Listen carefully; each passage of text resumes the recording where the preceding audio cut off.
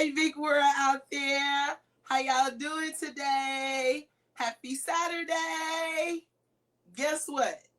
I have not seen you all in 7 days. Like, wow. Can you believe it? 7 whole days. I have not seen y'all. I hope everyone has had an awesome week. No matter if you encountered some highs or some lows, still be thankful that you are still here in the land of the living. Um, it is Saturday. Can you believe we are in the third week of July? Actually, wow. Like time is really, really flying. So I'm trying out something new. I always let y'all know when I go on my extravaganza using technology journey. And so I'm using a different application. So when I'm on the go and I just want to tag in and see how everybody is doing and give out some fun facts, I just wanted to know if this will work. So give me your feedback on it. Now, you all know I like to start with fun facts. Like, I'm just so hyper about these fun facts. So my first fun fact is on July 19th, 1969, Neil Armstrong, Buzz Aldrin, and Michael Collins entered the lunar orbit. Now, Armstrong was a 38-year-old civilian research pilot, and he was the commander of the mission. After traveling 246,000 miles in 76 hours, Apollo 11 entered the lunar orbit. Wow. And it happened on this day, just in 1969. Like, that's something to really just be like, oh, wow. That's when it happened. Just something to think about. My second fun fact is, did you know that it takes 540 peanuts to make a 12-ounce jar of peanut butter? And by law, any product labeled peanut butter in the United States must be at least 90% peanuts. Whoa. And see, I love peanut butter. My favorite one is Jif with a touch of honey. Oh, that is so good. So if I get the 18-ounce jar, I know that has to be more than 540 peanuts. I'm going to try to get the amount and let y'all know. No biggie. So we're still in the month of July. We are still celebrating all the July birthdays. Of course, this is Cancer Zodiac season. It's just amazing. It's just so amazing. Just want to throw out one announcement to you. We all know time is flying by, as I keep saying. We are in the third quarter of tax year 2025. So if your organization does payroll reports, get those payroll reports in no later than July 31st. It's very important. Even if you don't have the money, if money is due, still get the report in so you don't get docked for not having the report in. Now, I'm not saying that it won't be a penalty added, but you better just get the documents in. Better safe than sorry. No need of holding on to it. We have 12 more days before these documents are due, and they're your 941s, and you can still make those estimated tax payments for the second quarter. If you did not make them for the first quarter, you can also make those payments for the first quarter as well. As always, please like, love, comment, and share the content. I believe the more people that have this information, it helps spread awareness. Just to be aware of some of the smallest things. Just for instance, with the fun facts that I do, who would randomly know that it takes 540 peanuts to make a 12-ounce jar of peanut butter? So, you just want to know. especially if it's something regarding you, regarding something that your name and your social security number is attached to. You want to know what's going on, okay? If you haven't done so, please subscribe to the YouTube channel. It's youtube.com, and you just type in Anointed Accounting, ANOINTED ACCOUNTING. And I'm going to pop up. The logo that you see behind me is going to pop up. The name is going to pop up. Just hit subscribe. And any show that I have done since April of this year, you would be able to see. I also have some testimonials on there from real live clients. So dive in, see what Anointed and Appointed Accounting is about. So we have a great show for you today. We're actually going to be continuing part 2 from where we left off last week. And so last week, what we discussed was the majority of page 1 of Form 1040. And we talked about each section, which holds your demographics, your filing status, digital assets, your standard deduction. We talked about dependents, and we even got into the income section. We broke all of that down, and we actually stopped on line number 13, and that is the qualified business deduction income from Form 8995. So we're going to pick up right there so I can give you all this wonderful information regarding your tax return. So that deduction is typically for anyone that is a sole proprietor and they're filing on a Schedule C and they get this deduction. That information from that Schedule C is transferred over to your Form 1040. Now, line number 14 is if you add both lines 12 and 13, that number is going to appear on 14, whatever that number is going to be. Once that number appears there, we go down to line number 15 to figure out what is the taxable amount of income that you can be taxed on with all the income that's been reported. So when you look at your 1040 and you're looking at page 1, line number 15 is that taxable income. So let's assume that with all the income that's reported, you made $90,000. However, with any other deductions that you may have that sits on this return on this page, then you subtract your standard or itemized deduction, and after that you get your taxable income. So your taxable income may only be $70,000, whereas you made $90,000. So you won't be taxed on the full $90,000. You would only be taxed on that $70,000. So that's something to just think about, especially if you're trying to figure out what your tax situation is going to look like. So it's very, very important to know your AGI, which is your adjusted gross income, and you also want to know what your taxable income is. That's 2 separate amounts and 2 separate totals, okay? Now, when we talk about your taxable income, we're going to go to page 2 where it's taxes and credits. And so line number 16 is going to be the amount of the tax that the federal government is looking for you to pay on that example that I just gave. So you made 90, after all the deductions, your taxable income is 70.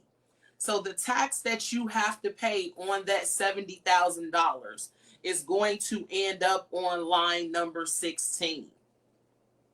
It's so very important that we take the time to look at this, because that's where that W-4 plays a role in it, to see what have your withholdings been.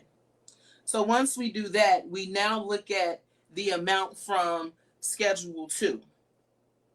And as we're looking at the amount from that Schedule 2, that would be like additional taxes on IRAs, anything that sits on that Schedule 2 that's on line 3, that number is going to go on number 17.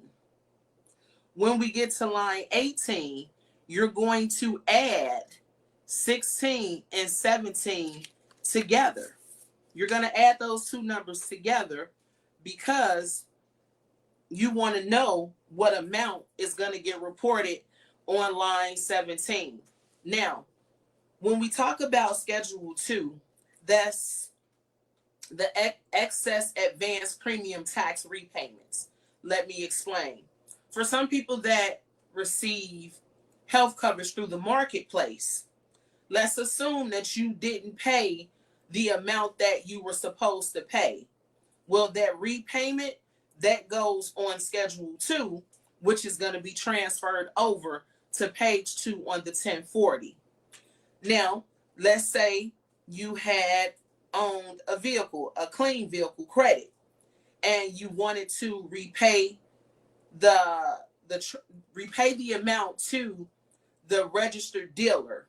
That amount is also reported on Schedule 2, and that is also going to transfer over to page 2 of your return. When we get to line 18, it says we're adding lines 16 and 17. 16 is the amount of income tax that the IRS expects you to pay, and line number 17 has all of those other amounts that needs to be paid, if any at all, is on line number 17. We go to line number 19. Line number 19 is the child tax credit and other dependent credit. Now, for tax year 2024, the child tax credit is $2,000 per qualifying child. Your limit is 3 children for qualifying for that child tax credit. There's other rules that apply. Of course, you must have a social security number. You must be under the age of 17 at the end of 2024. And the person that's claiming this child tax credit has to be able to prove that they provide more than half of the financial support. They have lived with you for more than half the year for you to get this child tax credit and other dependent care credit, okay? That's what goes on line number 19. Yes, if you have a child, you can potentially qualify for child tax credit. It also depends on how much money you made, because there is a cap. We're going to talk about that in later episodes. There's so much to talk about when we talk about taxes. But since I introduced you all to Form W4, WIL4, and W9, I just wanted to go over the tax return with you. Again, you've heard me say many a times, when I go over the tax return with my clients, some people are in such a state of awe because it's like they didn't know that this sits on their tax return. They are unaware how it gets on their tax return. So it's just something to be aware about, something to know about, and something for you to pay attention to. Now, when we get to line 20 of page 2 of your tax return, the amount from Schedule 3, line 8, part 1, transfers to this number. Now, you're saying, Shavonna, what is that number? Now, that number is called a non-refundable credit. And what that is a non-refundable credit can reduce your taxable liability to 0. This credit gets applied to your tax deductions. However, it cannot get refunded to the taxpayer to create an overpayment. So let's assume you have a refundable credit. You can't say, because I have a refundable credit, I'm going to add this to my refund. Unfortunately, it doesn't work that way. That's not additional monies that's added to your refund. What it is what it says, a non-refundable credit. And as your preparer or accountant is going over your tax return with you and explaining it to you, those numbers would make more sense. And I'm actually, here is that 1040 again, page 2. And I know it may be a little bit blurry. I apologize for that. But I also have these documents available to send to you in a PDF. You could also go to www.irs.gov. In the search box, you can put Form 1040. Another page will come up and you just select the PDF version, and you can also read the instructions that's there. So all the information I'm giving you, of course, I know it, but it comes from the Internal Revenue Service because, again, that's what we're talking about, our taxes. Now, when we get to line number 21, we're adding lines 19 and 20. And remember, lines 19 is that child tax credit and other dependent care credit. And line number 2 is any refundable credits. So if you have a non-refundable credit, that credit is going to go on that credit is going to go on line number 20. Okay, so when we get to line number 21, we're adding it. Lines number 19 and 20. That's how we get the amount on 21. Now, when we get to line number 22, that's any amount that's on line 18 that we're deducting from 21. So line 18 covered the tax that you had to pay on your taxable income and any amount that was reported from Schedule 2. That's what you would see there. So as you're there and you're going on and you're looking like, what is this? This doesn't make sense.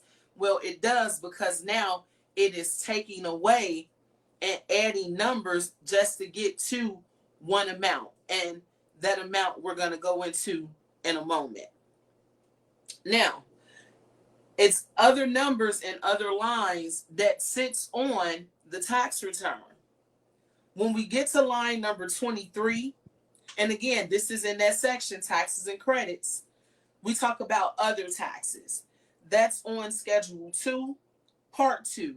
And what typically stems from there is self-employment taxes, the home buyer's first repayment for home buyers, Social Security and Medicare tax on unreported tips. And that's just to give you an example of what sits on Schedule 2, Part 2. If there's any information that's there, that information is going to get transferred over to lines number 23 of your tax return. Again, this is in taxes and credits, okay? It's very important that we know this. And again, I'm not saying you have to be a scholar.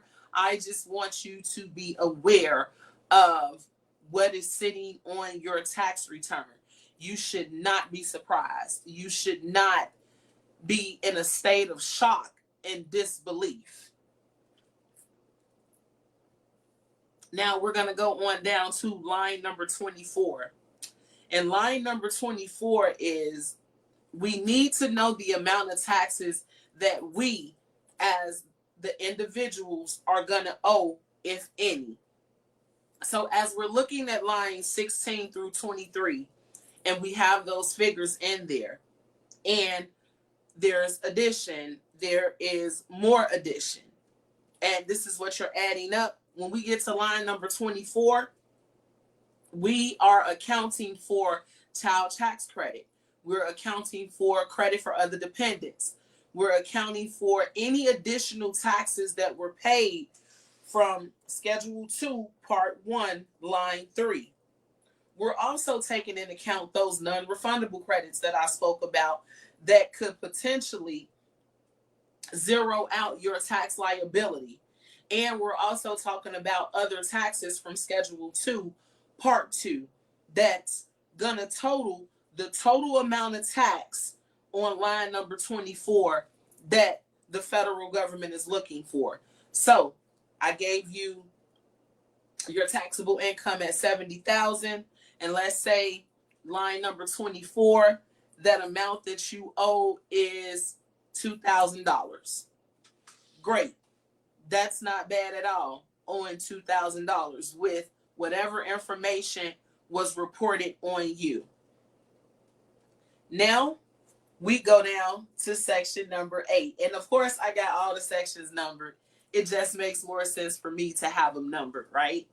Because I'm breaking it down by section, explaining to you what it is that I'm talking about while I'm calling out each line number, especially since I don't have the document clear and visible enough for you to see it. And again, I apologize truly for that. So when we get to section 8, which is payments, I don't call it that. I call it the truth, because here's where the truth is going to come out. Here is where individuals, you are going to see their true colors when we get to this section and on down. This is the meat and potatoes, as my mother would say. So line number 25 says federal income tax withheld. And the federal government knows that there's taxes being withheld from your W-2 unless you go exempt. There's taxes that are being withheld from 1099s, and also there's taxes being withheld from sources like Social Security. Let's say you get a 1099 NEC. You could elect to have taxes coming out of that. You could elect to have taxes coming out of your pensions and annuities. You can have taxes elected to come out of government benefits if you're receiving, let's say, unemployment. So from lines 25A through 25C, that's where any of those amounts will go. Any of those amounts that you had withheld, they would go on those lines. It's very important that you know that. So when you're filling out that W-4 that we talked about 2 weeks ago, it makes a difference on your filing status. It makes a difference on your exemptions. And it also makes a difference if you have multiple jobs and the amount of income that you're reporting.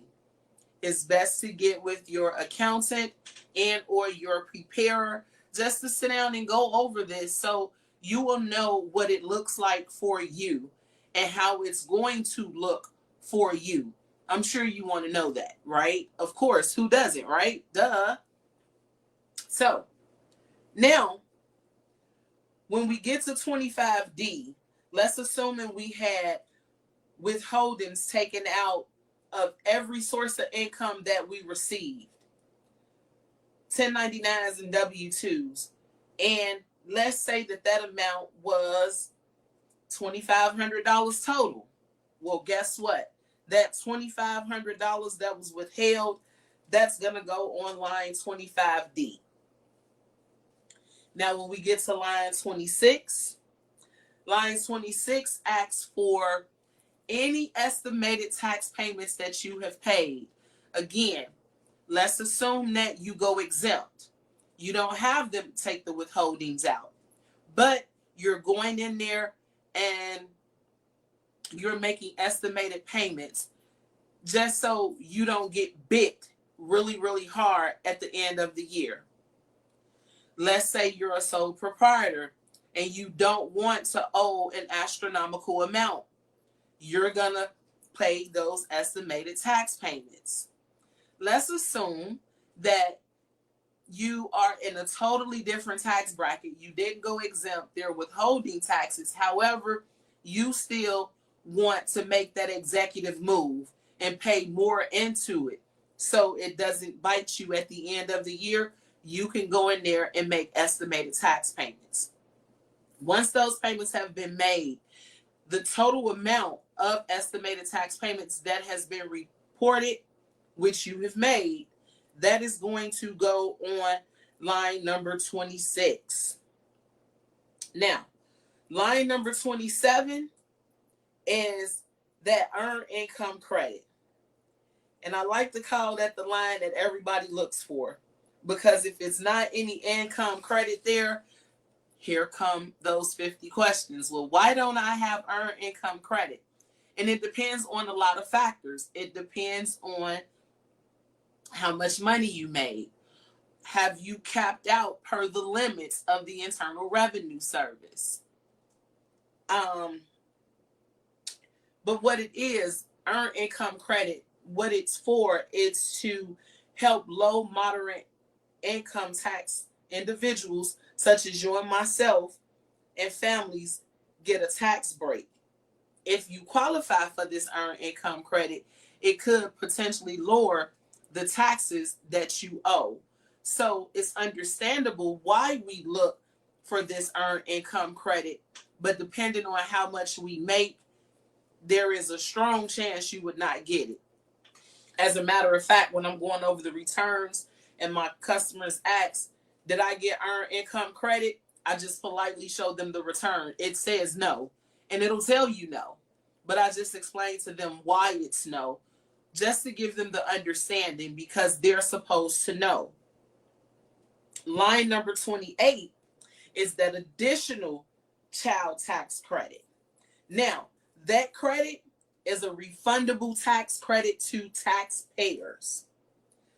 That portion is worth up to, that keywords, up to $1,700. Now, could you get $1,000? Yes. Could you get $1,700? Yes. Every tax situation is different. Just because someone else got the whole $1,700, that does not mean you will get the whole $1,700. You cannot compare your tax situation to someone else's tax situation. Okay? Because you just don't know. Anybody can tell you anything. But unless you're sitting there preparing that tax return, or you're sharing all this intimate, private information with someone, they're not going to know. So talk to your preparer, talk to your accountant, get that understanding and ask those questions so you are not alarmed at the end of the year. For other dependents that sit on your tax return, you can get up to $500. You don't get the $1,700 because it's other dependents. There's a big difference between the two. And again, I'm going to be doing more shows on everything I'm talking about. Refundable credits versus non-refundable credits. Child tax credit versus other dependent credit. So I'm going to be doing that. So get your questions ready. Ask them, like, shoot them to me. I want you to know, because that's just so important to me. And it's informational, to say the least. Who knows? You may be in a conversation with somebody and you may overhear somebody talking about this.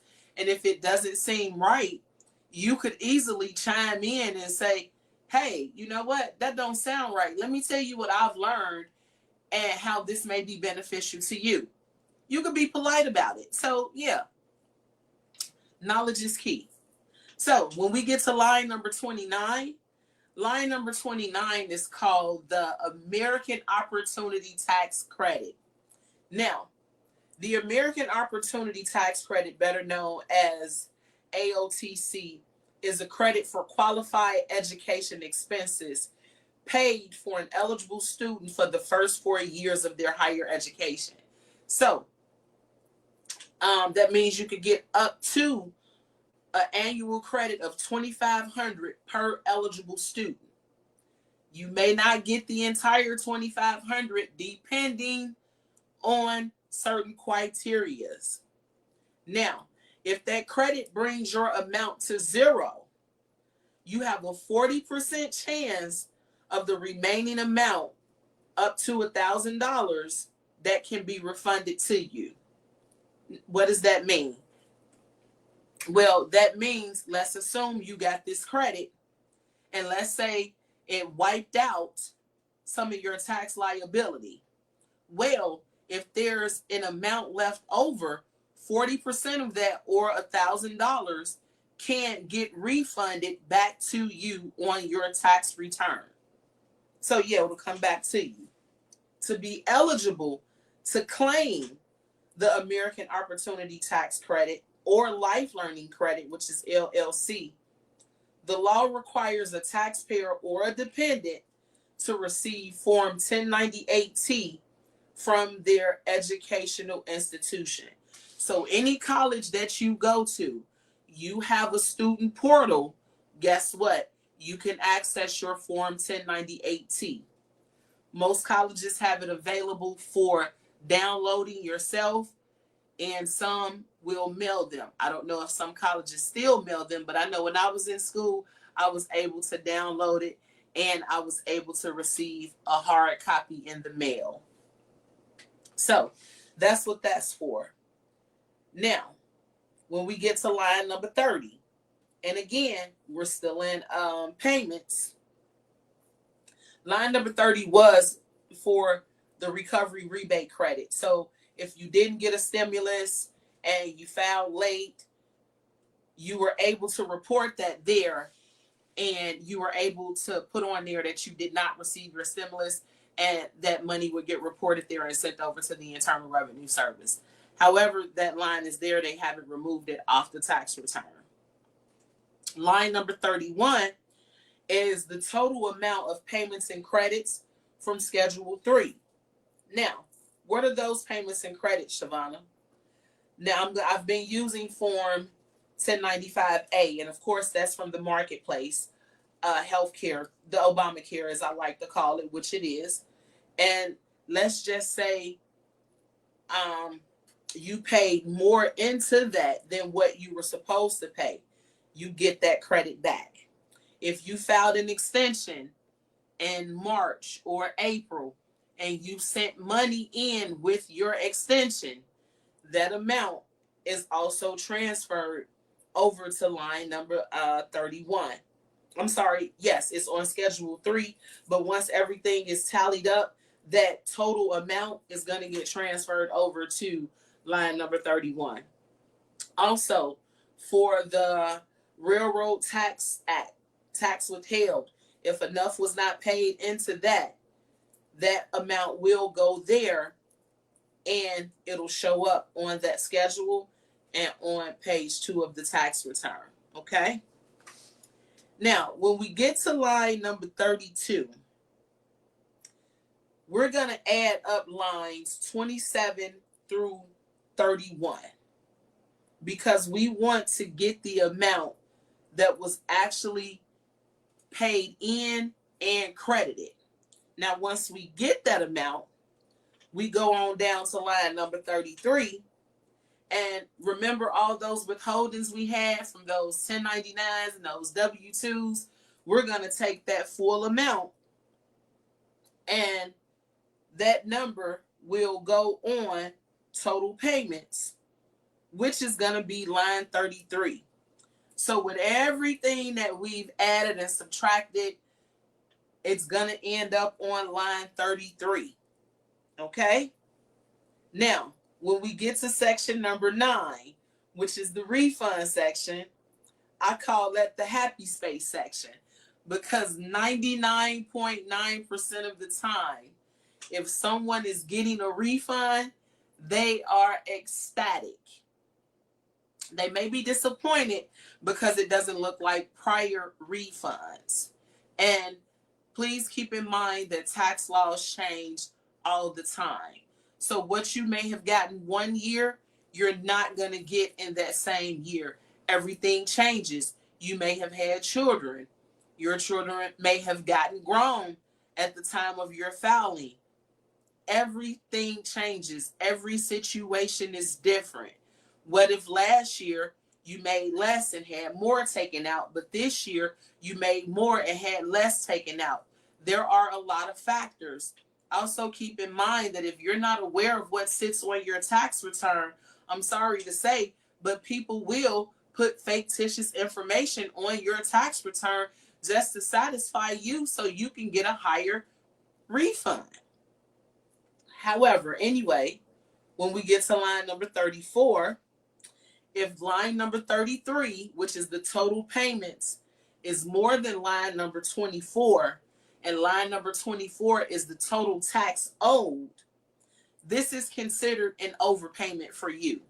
And when it's an overpayment, you're in that happy space because guess what? You're getting a tax return refund. You're looking for this money to be deposited into your account at the time that the Internal Revenue Service allots. So you want this money, you're looking for it. So you're ecstatic about whatever amount sits on line number 34. When we get to line number 35, that's where you're going to enter in. And this is if you're mailing it in. If you're not mailing it in and it's done electronically and you get a copy, the numbers can't appear there or they can be redacted out. And the numbers that I'm talking about is going to be your financial institution numbers. So it'll be the name of your bank, your bank's routing number, and your account number. That number is going to go on lines 35, B, and D, the routing and account number. That's your direct deposit information. Who doesn't want direct deposit? I know I do. You know what? At this day and age, I'm even happy to check the mailbox and it's a check in the mail. Just long as I get it. That's all that matters to me. I know it's coming. Now, when we get to line number 36, line number 36 says, instead of us direct depositing your refund, do you want us to take this money and apply it to your estimated tax payments? You have the option to say yes. 99% of people will say no. And it's okay because I get it. You worked, you're expecting this money, you look forward to this money. It may be for vacation, it may be for a big project, a new home, something for the children, whatever. It's yours. You're looking forward to it. So I get it. No, you don't want to apply it to your taxes. You want this now. However, keep in mind when you file your taxes and at the end of the tax year, if that is an astronomical amount, don't cry because you had the option to make those estimated tax payments. And because you didn't make those estimated tax payments, what happens is you got that refund. So now there's a chance you may have to pay at the end of the year. But no worries, not trying to confuse you. Now, that's section number 9. Everybody loves the refund section. Now, as we get to section 10, that is the amount that you owe. Now, I call that the section because you were not aware. That is what I call that section. 89% of the questions that I get stem from this section. And I say it's because you were not aware because it starts from the very beginning. It starts from as you're applying for that position, you get interviewed, you get hired, and now you have to fill out your tax documents. If those documents are not filled out accurately, this will cause a domino effect. So because you were unaware of what to put on those documents or how to fill them out, this may cause a deficit in you receiving an actual refund. So line number 37 is if line number 33, which is the total amount of payments that you paid, is less than line number 24, which is the total tax that's owed, this is an underpayment and you have to pay. So let me say that again. Remember that $2,000 that was sitting there?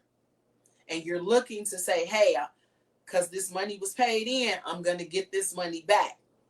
But assuming that $2,000 was sitting there, and the only thing you paid in is $500, guess what? You're going to owe, because not enough money was put in to cover all those taxes.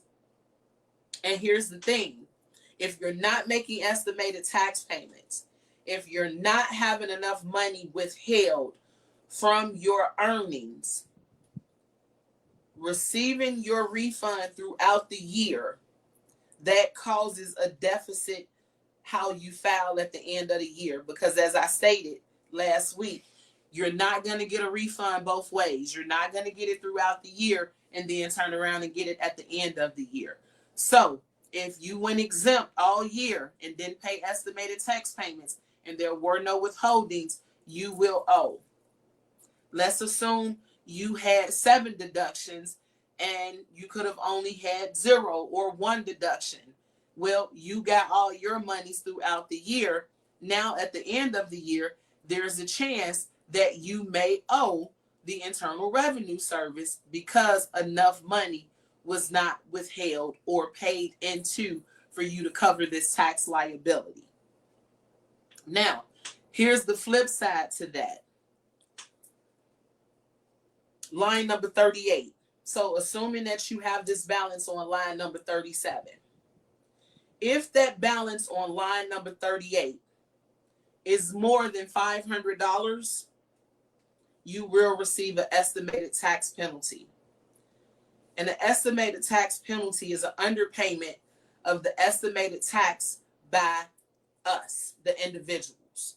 So that means we knowingly did not have enough withheld.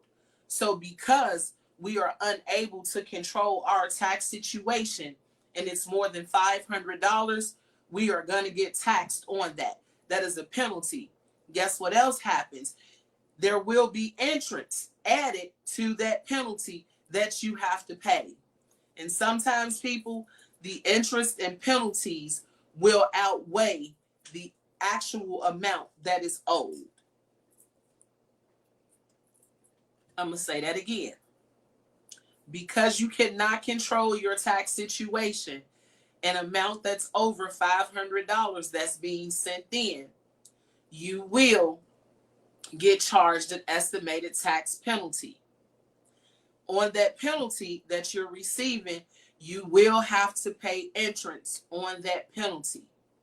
If for some reason, let's just say your tax return was submitted and it was submitted electronically, and a day or 2 days later, you have the money, can you go make that payment before the interest gets applied to it? Absolutely.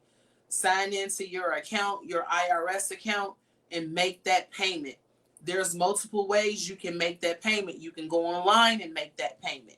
They have multiple ways for you to send your money to pay your tax liability.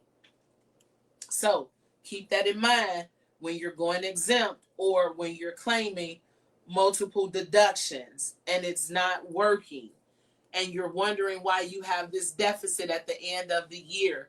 These are some of the reasons why. And you're unaware of this because it was never explained to you from the beginning. And again, a lot of our companies have taken that aspect out of the job and explaining this to individuals and showing them how to fill out the documents. Everything has become self-serve. But that's when you pick up the phone and you call your accountant and or your preparer and you talk about these documents, you ask these questions. It's so very important. Now, when we get to Section 11, and that's called the third-party designing. And what that means is that there's a box on there and it says yes or no. And what that box means is if you allow the Internal Revenue Service to talk about your return, you're going to check that box yes to the person that you put on there. If you don't want them to talk to that person about the return, Well, of course, they won't. But when you check that box, it's going to ask you for that individual's name, their contact number, and their P10 number. And their P10 number is the Preparer Tax Identification Number. That number for us is like a social security number. That number holds weight. And guess what? You as an individual, you have what they call a consumer bill of rights. If you have an issue with a preparer, you can report them to the federal and state entities. That's why we have that number for so many reasons. That's how we are verified. So if you have someone doing your tax return, and let's say you're not available, and you want them to talk on your behalf, check that box. Also, I also encourage everyone, please have a power of attorney on file with the federal and state entities. There have been some instances I've seen where even though that box is checked and you call, the representative will ask, is there a POA on file? Sometimes they may allow you to fax them that form right then and there. Sometimes they may access that return if they're able to get into it to give you information on behalf of that return. But just to make it easier for everyone, make sure that power of attorney is on file, because you have a little bit more leeway. You can call in on your client's behalf. Now, when we get to moving on to section number 12, that's where you sign and date the return. So if you are not aware, we can electronically file 3 years, which means right now we could electronically file tax year 24, tax year 23, and tax year 2022. April 15th of next year, we will no longer be able to electronically file tax year 2022. We will be able to electronically file tax year 23, 24, and 25. So assuming you got tax years 2022 tax return prepared, what you would do is you would print that return. If it already has not been packaged by your tax preparer or your accountant, you would print that return, get all of your documents, staple them to that return, include a wet signature and date on page 2 of this tax return. Then you're going to seal it and mail it in. A lot of individuals put it in regular mail. A tip: when you're mailing something so significant as your tax return to the federal and state entities, I highly suggest you send it certified return receipt. Certified return receipt. It may cost you a few dollars, but it's better to be safe than sorry. You want to know that it was actually delivered, you can track it, and that someone actually signed for that document. So therefore, it isn't lost in the mail and you have to do it all over again. So I highly suggest, if you are mailing in any documents to any federal and state entity, please send it certified return receipt. If you are not sending this return via mail or fax and you're sending it digitally, you can sign the return through the program, and of course your preparer will be able to send this to you so you can sign it and send it back to them, and then it's electronically filed. There's also forms 8879 and 8453 for the state of Illinois that us as tax preparers have to give out to the clients, that gives us permission to electronically file your tax return. That's so important. That protects you and us. That cuts down on fraudulent returns being submitted. That cuts down on people just trying to steal your information. It's like you're aware. And your preparer is also protected, because if the federal or state entity happens to come into their office, and let's assume they have 1,000 tax returns submitted, they're going to ask for 1,000 electronic copies of that 8879 with signature and date. So that's important for both parties. It protects both people. It may be a hassle, but in the long run, you will thank me for signing that. Now, when we get to section 13, it's called the pay preparers use only. I call it the accountability section. Shavonna, why do you call it that? Because this not only falls on the preparer, which it doesn't, and the blame is always placed on us. This falls on the individual getting their tax return done. Because when you sign that tax return, you're telling the federal and state entities that I know what I put on this tax return. I am aware of the information that I put on here. I have not fabricated anything. This is everything that is associated with my name and my social. And you're signing and dating it. That's what you're doing when you're submitting this return. If the agency's information is not there, which is the agency or individual, which is the tax preparer, if their name is not there, their contact number is not there, if their PTN number is not there, their address is not there, then the blame cannot be put on the agency or preparer. If it says self-prepared, 80% of the returns I have rectified says self-prepared. That means it was self-prepared by you. You can call into the Internal Revenue Service and say, hey, I didn't do that. I paid somebody to do that. The representative is going to tell you, please look at page 2, the section pay preparer use only, and it says self-prepared. You can't argue that because, again, you sent it in signing it that you knew was set on your tax return. You were aware that you were the one doing the tax return. This is so important for individuals. Please, if you have someone doing your return and you're paying your money, it's okay to ask questions and be nosy about yourself. It's okay. It's pertaining you. It has your social.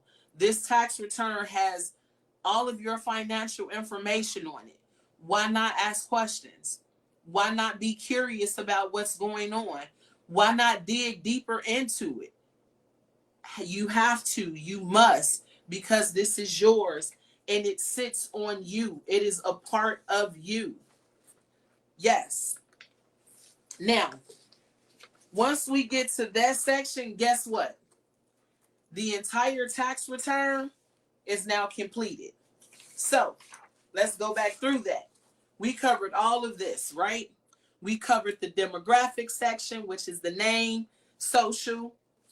We covered the address.